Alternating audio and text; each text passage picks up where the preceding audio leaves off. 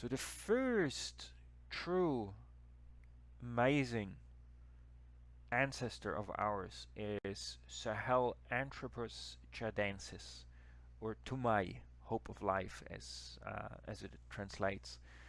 It was found in Chad, so in Central Africa, in an area that is pretty much a desert area today.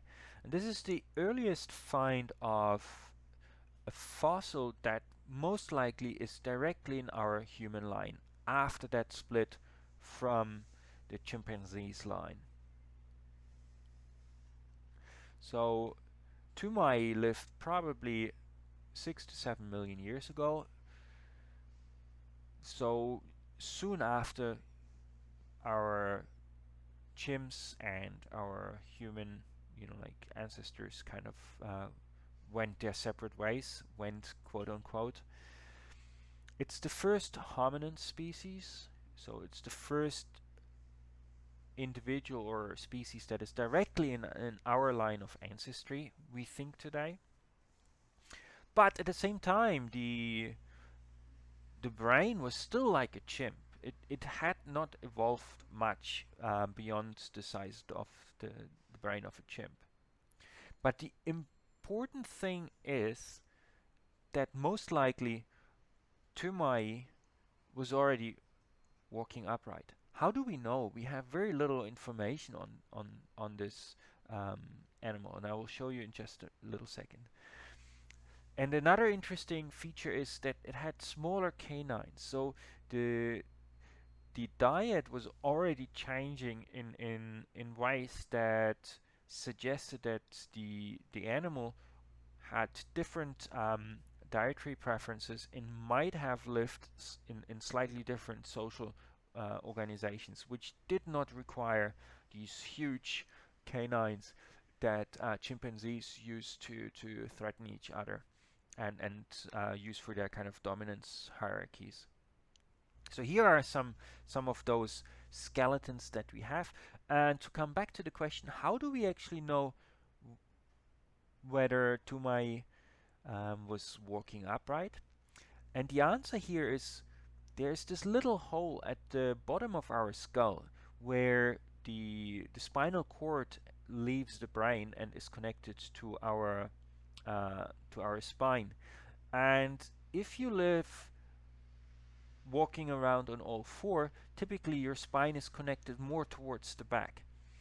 Whereas if you start moving upright, you want to balance your skull more in a central position over your spine. And so this little hole, the foramen magnum, moves over time more to the center of your skull. And what we see with Toumai is that this little opening, actually the big opening, foramen magnum means the big opening, has moved much more to the center of the skull, suggesting that Toumai was moving around at least part of the time on just two legs. So we have evidence from these skeletons that this ancestor about 6 to 7 million years ago was already moving around as a bipedal ape. Then the next one in our ancestry line that we have to talk about are the so-called Australopithecus. Um, Australopithecus, that is a combination of basically Australo, the southern, and Pithecus, men. And there are a whole lot of skulls that have been found, and people have given them all sorts of different names. So Australopithecus afarensis, africanus, robustus, etc., etc. The the the issue is that we don't actually know, are these different species, are they all kind of descendants of each other, or are we looking at potentially different biological species that were living independent of each other, or that existed independent of each other in different parts of Africa. We don't know. What we know though is that most likely some version of these Australopithecus was an ancestor that would develop further and would later on lead to our emergence. The interesting thing about Australopithecus is, and the importance of Australopithecus is, so here you have some of the bones that we often find. So as you can see, it is really, really difficult to work out um, what they might have looked like, what their life was like. But a really important found was Lucy. So she was an Australopithecus, and she was found in Hadar in Ethiopia, in this valley.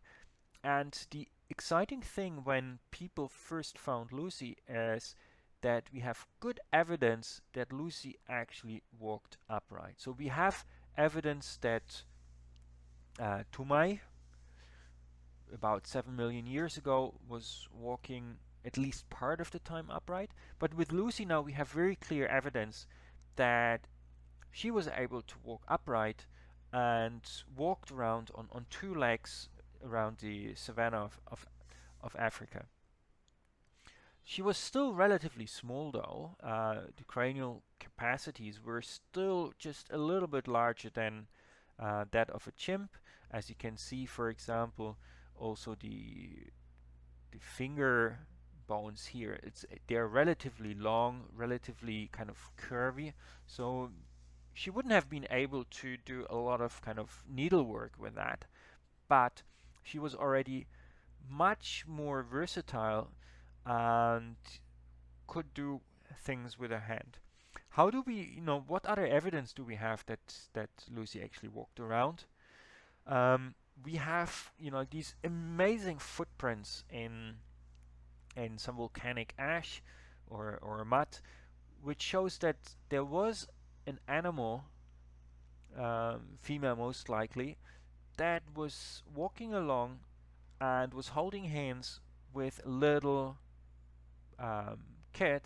And so we have now the footprints of the mother holding her little um, baby's hand, walking upright next to each other across this mudland, and that fossilized, and we have these amazing prints today. Isn't that amazing? I mean, I'm just astonished, and it's so fascinating to see these footprints from some animals, like a few million years ago, and then thinking like, wow, this is how we all kind of started. That's where we came from.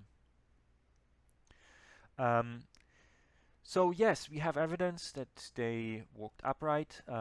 Most likely, the way Lucy walked was a little bit different. Was probably more kind of